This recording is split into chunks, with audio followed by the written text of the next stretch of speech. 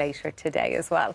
Now, the records continue to fall in women's football on the back of England winning the Euros this summer, as 47,367. There was a controversial end to England and India's one-day series with the non-striker run out by the bowler after England had threatened a surprising win.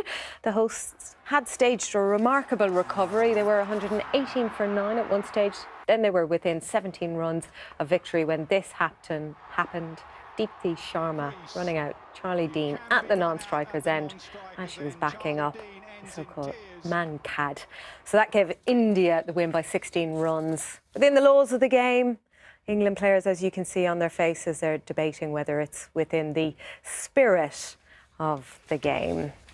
So really tough for them to take. A lot of them were talking post-match about it, and you could tell them trying to kind of, just get that line right about, accepting, Kate Cross I had been hearing was saying, they should have won it earlier. They didn't want to leave it on that, but also just being very frustrated that that was the way it ended, and the series ended as well on that. I've been so interested in this morning because it's, as you said, it's in the rules, perfectly legal, but not in the spirit, and that's a really difficult one to argue. Yeah, I think it's only been done like 4 times in ODI history, and I think that was the first time in women's cricket as well. Yeah, so it's not often done. Takes a brave person to do it as well, doesn't it? But do you know what? On that, and on a slightly more serious note, the thing is, it doesn't happen very often, but now these kind of things are not happening in a bubble. These things are all getting a lot of backlash on social media and all that kind of thing, and that's tough as a player. That's really tough to be able to contend with. And do you reckon she's going to get the support that she I think you're going to need people around you, aren't you? And, you're going to go into the dressing room afterwards and you're going to have honest conversations, with your teammates, and some may agree, some may disagree, and you just rely on everybody around you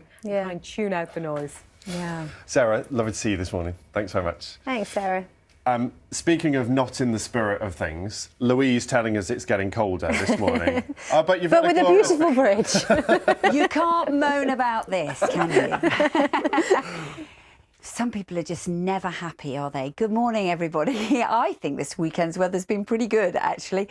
Lots of sunshine around. Yes, a chilly start. We had low single figures today. We've got a veil of high cloud arriving at the moment, but a beautiful morning in Oxfordshire. A little bit misty. You can see autumn's just around the corner at the moment, and you can see just where that veil of high cloud is developing over the last few hours. But it is largely dry. There's some sunshine around as well. And for England and Wales, we keep that sunshine as we go through the day. We will start to see some wetter weather developing into the far northwest of Scotland, and that will bring some heavier rain to the northwest of the Great Glen and some gale-force gusts of winds later on in the day. So here only around 14 degrees, but still in the sunshine, 17 or 18 Celsius.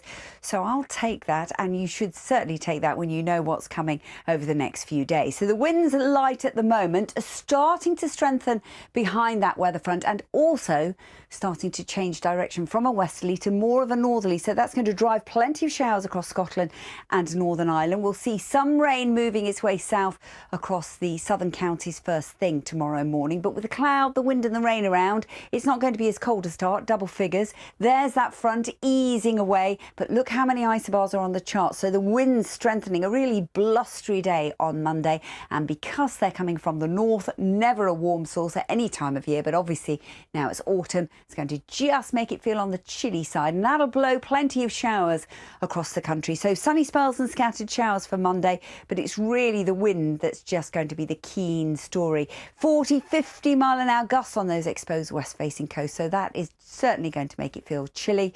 In terms of the temperatures, we're looking at around 8 to 10 degrees maybe in Scotland to the far north. Maybe we'll see 14 to 16 generally across the country. Now, as we go through Tuesday, the winds will actually turn a little bit lighter.